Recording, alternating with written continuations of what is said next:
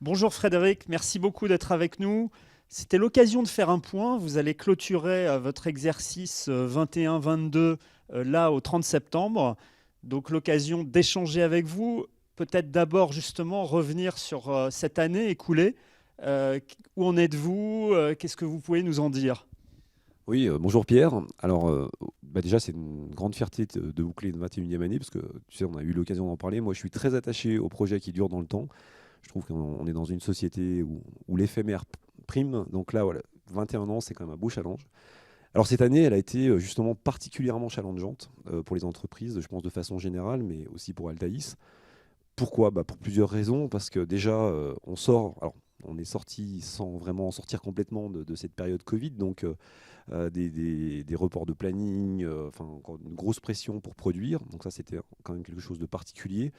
Et puis après, quand on est revenu un petit peu à la normale, je pense que la période Covid, elle a eu un impact très fort sur la façon d'aborder le travail, sur la relation au travail. Et ça, on peut le constater dans toutes les entreprises. Donc c'était un petit peu, je pense, perturbant pour les chefs d'entreprise, et en tout cas, moi, ça l'a été pour moi. Donc ça oblige forcément à se remettre en question, et c'était une année plutôt particulière. Donc, qu'est-ce qu'on peut en ressortir? Moi, déjà, je voudrais remercier toutes les personnes qui font confiance au projet du groupe Altaïs, certains depuis 10 ans, 15 ans, d'autres plus récemment. Et donc leur dire merci, parce que on, on constate un rapport au travail qui est quand même particulier, et certains voient le monde du travail comme une consommation d'entreprise, avec finalement assez peu d'attachement et assez peu de fidélité, plus préoccupés par leur avenir personnel, ce que je ne conteste pas, je peux comprendre, mais c'est aussi bien de s'inscrire dans le temps, c'est aussi bien d'avoir un sentiment d'appartenance, c'est aussi bien de comprendre l'entreprise dans laquelle on travaille, c'est aussi bien de comprendre où veut aller l'entreprise, et moi j'y suis très attaché. Donc ce que je retiens de cette année, c'est que nous, dirigeants d'entreprise, on doit se remettre en question pour comprendre ces modèles-là, mais qu'il faut aussi garder certaines convictions. Et le monde de l'entreprise, il est fragile, il est souvent attaqué. Voilà, les entreprises, vous devez faire ci, vous devez faire ça. L'entreprise, elle ne peut pas toujours faire ce qu'elle veut. Et c'est un petit peu le tort que nos politiques peuvent de temps en temps transparaître en disant mais il n'y a qu'à. Non, il n'y a qu'à, c'est pas si simple que ça. Et donc, moi, je remercie encore une fois tous ceux qui m'accompagnent. Et puis, je souhaite la bienvenue à tous ceux qui arrivent, parce qu'on a 12 personnes qui arrivent en septembre, qui rejoignent le projet Altaïs. Et donc, j'espère qu'on arrivera à bâtir quelque chose dans le temps qui soit compris, durable, et c'est tout l'enjeu d'une entreprise, et c'est tout le sens d'une entreprise, de se développer, de croître et d'accompagner tous ceux qui sont dans ce bateau de l'entreprise. Alors 21-22, il y avait aussi un projet d'entreprise, transformer l'essai. Vous pouvez nous en dire quelques mots également? Oui, alors Transformer l'essai, c'est un projet qu'on a lancé il y a maintenant 2 ans, qui fait en fait, qui est issu d'une réflexion de se dire aujourd'hui dans quel environnement on évolue, dans quel environnement on travaille, aussi bien sur les mutations internes que sur les mutations de nos partenaires, qui sont des éditeurs, et des besoins de nos clients. Et donc, on a essayé de tout regrouper dans un projet qui s'appelle Transformer l'essai. Et le sens même de ce projet Transformer l'essai, c'est d'avoir une relation client qui est beaucoup plus animée. On est dans un métier où trop souvent on implémente le logiciel, et puis après la seule relation qu'on peut avoir avec notre client, c'est de la maintenance qui nous appelle. Donc c'est du curatif, il faut le faire. Mais je pense que l'enjeu de notre métier, il est aussi d'aider nos clients à se projeter dans l'avenir, de leur faire part d'un certain nombre de nouvelles tendances. Et notre métier, il est particulièrement intéressant dans ce sens. C'est qu'aujourd'hui, on va aller explorer des nouvelles fonctions qui étaient traitées manuellement au sein des entreprises, et on va pouvoir apporter des outils, on va pouvoir digitaliser certaines fonctions. Et là, on a un rôle très important, parce qu'on va être sur une vraie valeur pour nos clients. Alors, ça, je pense que c'est le sens en partie de ce projet Transformer l'essai, animer la relation client, être force de proposition, euh, faire qu'on ait une relation pratiquement au quotidien. Il est aussi de digitaliser certains de nos services, parce qu'on doit déplacer la valeur, c'est-à-dire que nos consultants sont des consultants expérimentés qui ont beaucoup de choses à apporter à nos clients. Et donc, il y a un certain nombre de choses qu'on doit, notamment des formations standards, qu'on doit délivrer par du digital. Et donc ça, c'est ce qu'on a commencé à faire, mais on n'est pas encore allé suffisamment loin. Mais en tout cas, on va accélérer là-dessus. Et puis aussi une façon un petit peu nouvelle de déployer nos services, avec des niveaux de service, donc niveau 1, niveau 2, niveau 3. Donc de s'adapter un petit peu à la structure de nos clients, et d'être beaucoup plus agile dans nos déploiements. Donc ça fait beaucoup de choses à appréhender. C'est un projet qui est challengeant, mais je crois que quand je vois tout ce qui se passe dans notre environnement, je crois que c'est des bonnes orientations. Alors justement, bonnes orientations. Là, on vient de faire un point. Merci sur l'année écoulée. Hein, je le rappelle, vous clôturez votre exercice au 30 septembre. Mais on peut parler donc de ce qui arrive, ce qui va se passer dans les mois qui viennent sur le prochain exercice, hein, 2022-2023, avec, je crois, des annonces extrêmement importantes pour le groupe Altaïs. Oui, alors effectivement, ce projet Transformer l'essai, il est. Alors j'aurais pu aussi ajouter tous les outils qu'on a en interne parce que on a mis en place un certain nombre d'outils. Chaque outil a une finalité bien précise, que ce soit sur la partie CRM, parce qu'on anime de plus en plus nos réseaux sociaux, et donc ça, il faut aller capter du leads, hein, il faut capter du prospect. On a besoin de mieux partager l'info, donc ça, c'est largement fait avec le produit Asana. Et puis on a Zendesk aussi sur la partie assistance qui permet d'avoir une relation avec nos clients plus partagée, et donc ça va dans le sens de la relation client. Pour revenir à ta question, alors on peut se dire c'est bien, mais c'est pas suffisant. On a initié des choses, on voit la pertinence des choses qu'on propose. Je pense que quand on les présente à nos clients, il y a une vraie résonance, il y a un vrai écho, et ça ne peut pas être autrement, parce que je pense que tous nos clients sont eux-mêmes chahutés, il y a beaucoup de mutations, on est dans un monde qui bouge très très vite, et donc cette animation, elle fait écho chez nos clients. La synthèse, on va dire, un petit peu le recul qu'on pourrait prendre, c'est de se dire on a initié les choses, mais on n'est pas allé complètement au bout. Et moi, ce que je constate aujourd'hui, c'est qu'on est une entreprise de 85 personnes, qu'on a 21 ans d'expérience, donc il ne faut pas que ces 21 ans deviennent un frein. Et donc on a besoin de renforcer, de muscler un petit peu l'accompagnement de ces changements. Et comment on fait pour les muscler? L'idée, c'est peut-être d'avoir des objectifs un petit peu plus précis, des mesures plus précises, des indicateurs plus précis. Et dans les changements qu'on initie, il faut un suivi au quotidien, que moi j'ai un petit peu de mal à faire pour différentes raisons. Et puis, je pense qu'aujourd'hui, ça a donné donc lieu à cette fameuse annonce qui va être de renforcer la direction d'Altaïs par l'arrivée d'un directeur général. C'est un cap important dans la vie d'Altaïs. Ce directeur général, il est connu par certains, ça va sans doute faire même sourire certaines personnes, mais je pense que je suis convaincu que c'est la bonne personne, parce que c'est une personne qui a aussi une grande expérience sur le management de l'entreprise, sur le management des process, sur l'évolution des process, qui a parcouru tous les services d'une entreprise. Et donc, ça va sans doute être la personne qui va être à même de nous accompagner dans le suivi, dans la conduite de ce changement, et dans il faut réajuster quand ça ne va pas, il faut réajuster. Donc cette personne, c'est Patrick Désir, qui est chez un de nos clients aujourd'hui, et qui arrivera très prochainement, puisqu'il arrive le 3 octobre.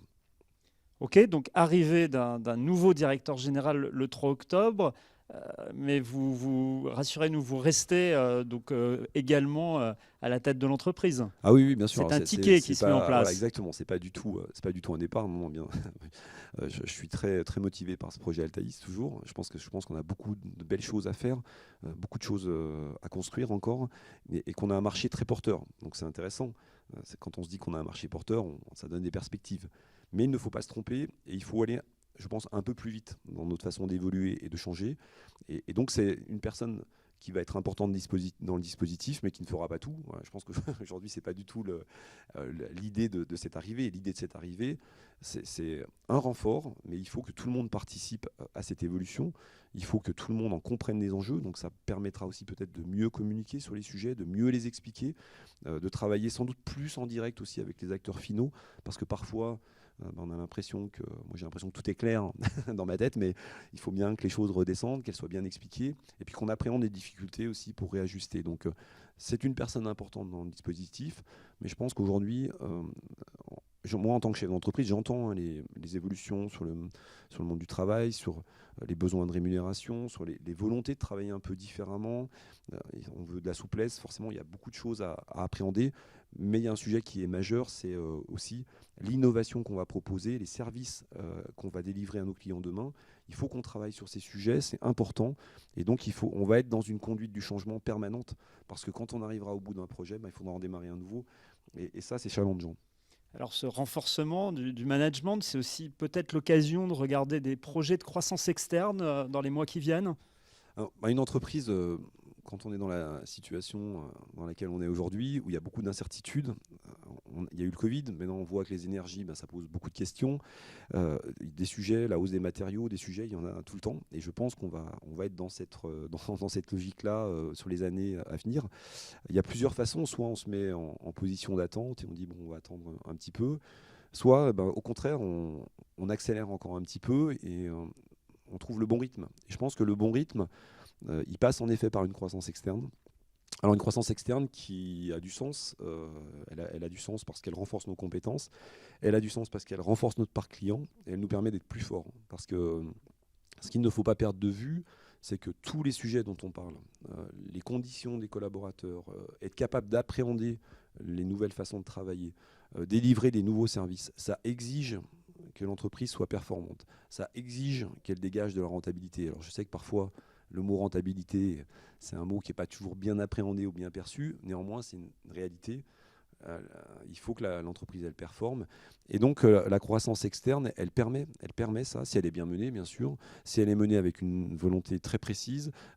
Et donc, cette croissance externe, j'espère qu'on pourra la mener à bien. En tout cas, on travaille sur le sujet. Et puis, si ce n'est pas celle-ci, ce sera une autre. Mais en tout cas, c'est la logique de l'entreprise pour cette année à venir et puis pour les prochaines années.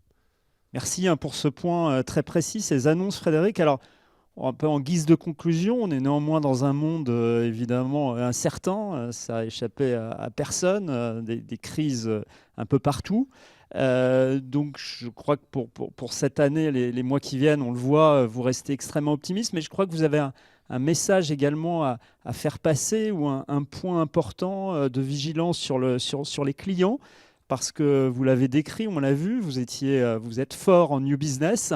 Mais il y a aussi les clients, la fidélisation de ces clients actuels. C'est un point en conclusion sur lequel vous voulez sensibiliser l'ensemble de vos collaborateurs. Oui, alors pour revenir un petit peu sur les sujets évoqués, on a eu les 3 dernières années qui ont été très différentes sur notre façon d'aborder les sujets. On a eu 2 années où on a travaillé essentiellement sur notre parc, pour différentes raisons, puisque l'éditeur avec qui on travaille mettait fin à une certaine gamme et donc quelque part imposait à nos clients de migrer. Donc on a eu un travail très fort, qu'on a très bien fait d'ailleurs, sur les migrations, mais qui était un petit peu imposé.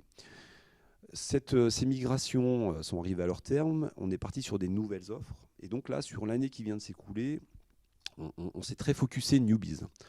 Moi, ce que je retiens finalement de ces 3 dernières années, c'est que on ne peut pas être uniquement sur du parc, on ne peut pas être uniquement sur du newbies. Une entreprise de 85 personnes telle qu'on est, avec les obligations qu'elle a, elle ne peut pas être cantonnée à un ou un autre marché. Il faut trouver le bon équilibre entre l'animation du parc. Et là, je pense qu'on a un gros challenge sur l'année qui arrive. C'est comment on anime notre parc, comment on propose des ventes transverses. Et il y a beaucoup de choses à proposer chez nos clients, que ce soit des formations, que ce soit on a un sujet sur la dématérialisation. Enfin, il y a beaucoup de choses qu'on peut proposer à notre parc client pour les rendre plus performants, pour leur faire gagner en productivité. Mais là, on doit être performant sur notre démarche commerciale, sur le contenu de nos offres et sur la pertinence du discours. Donc ça, c'est un vrai sujet. Et puis après, il y a le newbies, bien sûr, qui doit aussi être une part de notre activité. Mais être focusé uniquement sur du newbies, ça présente un risque. On s'est aperçu cette année qu'un certain nombre de dossiers se reportent, dérivent, pour des raisons qui nous échappent. Ça peut être des contraintes économiques, ça peut être un choix de l'actionnaire, ça peut être une stratégie qui diffère.